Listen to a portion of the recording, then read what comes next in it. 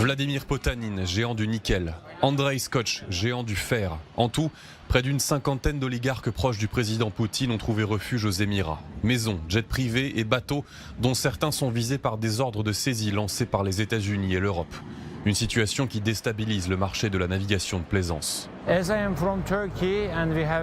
En tant qu'homme d'affaires turc, j'avais de très bonnes relations avec les Ukrainiens et les Russes. Ils faisaient partie de mes clients les plus importants.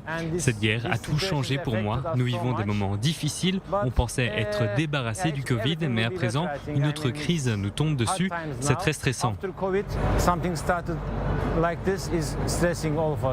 Avec 10% de croissance en 2021, le secteur avait pourtant bien résisté à la pandémie.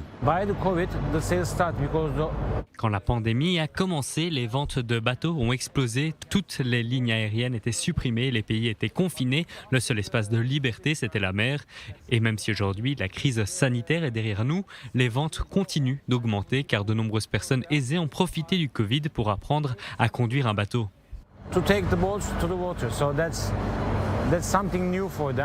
Attractif, ce marché n'en est pas moins décrié pour son rôle dans la pollution de l'eau. Sans même parler de l'emploi toujours massif du diesel dans les moteurs, les peintures industrielles utilisées sur les coques seraient pour la vie sous-marine ce que le glyphosate est aux abeilles. On peut penser en effet que le yachting est pris un peu de retard. En tout cas, au jour d'aujourd'hui, les initiatives ont été prises. Il y a comme je vous ai dit tout à l'heure, des moteurs à hydrogène qui sortent, des bateaux électriques qui sont complètement fonctionnels et qui sont maintenant commercialisés.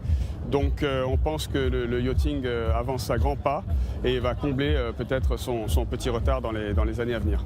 Certains pays comme ceux de l'Union européenne sont tentés par une navigation 100% électrique.